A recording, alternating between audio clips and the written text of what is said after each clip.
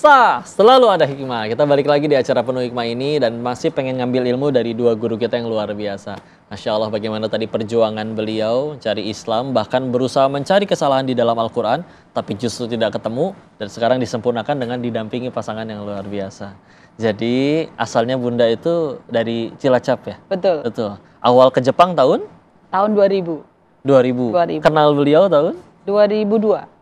2 tahun ya? 2 tahun. Alhamdulillah. Terus tadi gimana tuh akhirnya tuh ketemunya?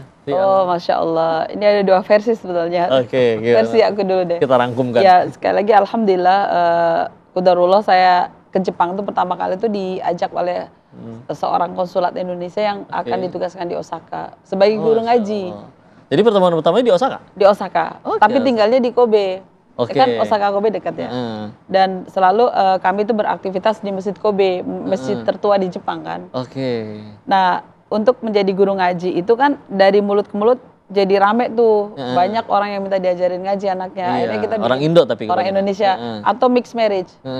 Nah, karena waktu itu saya nggak diinin bahasa Jepang, bahasa Indonesia. Jadi akhirnya saya belajar bahasa Inggris otodidak ke sana. Intinya buat PTPA lah di Masjid Kobe.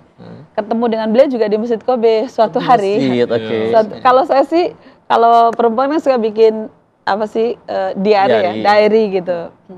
Jadi menurut aku tuh lebih bisa dipercaya gitu. Iya, ada jurnalnya. Ada jurnalnya gitu. Jadi suatu hari saya mau sholat zuhur di Masjid Kobe dan Masjid Kobe itu biasanya semua laki-laki yang sholatkan perempuan nggak cukup lah. Jadi aku nunggu semua laki-laki ya. Different floor. Semua laki-laki keluar dulu dan saya mau sholat subuh. Nah, pada saat masuk ke Masjid Kobe itu tiba-tiba saya lagi buka sepatu, ada orang ngucapin salam, Assalamualaikum, kedengarannya tuh gitu. Ya karena kan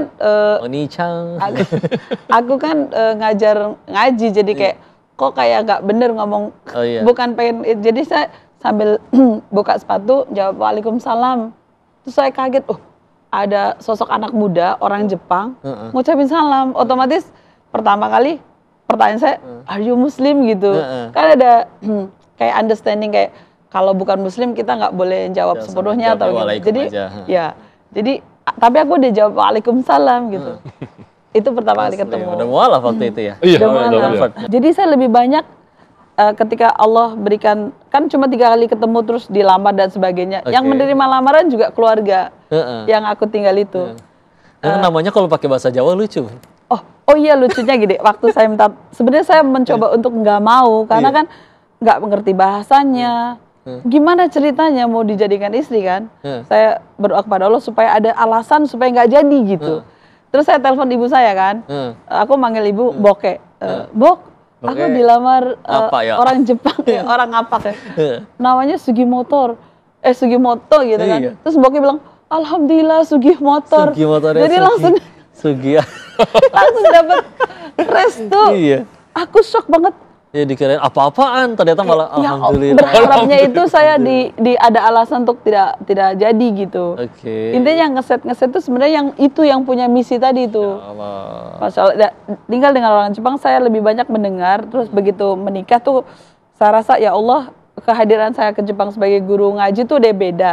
Jadi aku mengambil semua itu amanah. Ketika dapat suami juga, wah ini kayaknya amanah dari Allah, saya siap membersamai aja. Jadi lebih banyak temenin aja.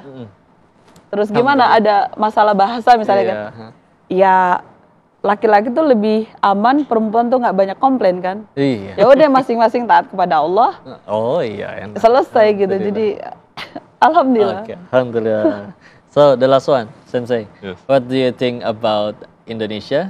And maybe do you ever think about before that your wife is going to be Indonesian? No. Or maybe you before have that talk? I never imagined that.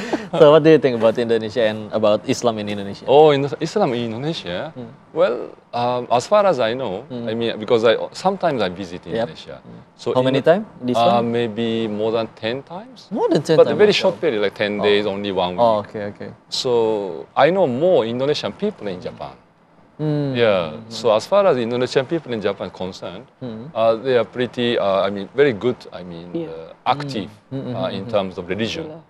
Those who come to prayer is mostly the Indonesian people, yes, want to bangun masjid, want to cooperate our. No matter how busy they are, Iya, but betul, they still betul. come to the masjid. Helpful. Jadi dari jumlah 350.000 orang itu separuh itu orang Indonesia yang sedang tinggal di Jepang. Jadi kontribusi masyarakat Indonesia, masya Allah, dari ujung ke ujung selalu dijumpai komunitas orang Indonesia. Cara dakwahnya ya dengan apa yang mereka bisa, artinya kita benar-benar terbantu dengan adanya masyarakat Indonesia yang ada di Jepang. Masya Allah. Gitu. Keren banget tuh Desa, coba lihat kita ambil hikmahnya ya. Seluruh dunia itu adalah buminya Allah, tempat kita bersujud. Tapi Masya Allah, kalau di tempat kayak Indonesia bisa jadi ada orang yang pengen niat dakwah itu niatnya bergeser. Karena lebih mudah viral, lebih mudah dicintain, sukain orang, atau untuk menggapai hati publik. Ini beliau memulai di tempat Jepang. Islam tidak banyak, tapi pengen full time dakwah di sana. Dengan berbagai macam kesulitannya. Bahkan yang Koko tahu, mereka lebih sering justru berkorban daripada dapat sesuatu. Wah, diundang sana sini, duit banyak apa segala macam, tidak sama sekali. Maka Masya Allah ini juga jadi pecut bagi kita untuk gimana caranya kita sebagai muslim menyebarkan citra yang baik. Karena jangan sampai kita yang berbuat buruk, orang lain berpikir Islam buruk karena kita. Wah, ini masalah banget. Justru kita harus membuat Islam terlihat baik gara-gara perlakuan kita. Sekian banyak hikmah yang kita dapat di sini. Untuk itu jangan kemana-mana, kita akan saksikan episode selanjutnya di SAS. Selalu ada hikmah dengan bintang tamu selanjutnya. Assalamualaikum warahmatullahi wabarakatuh.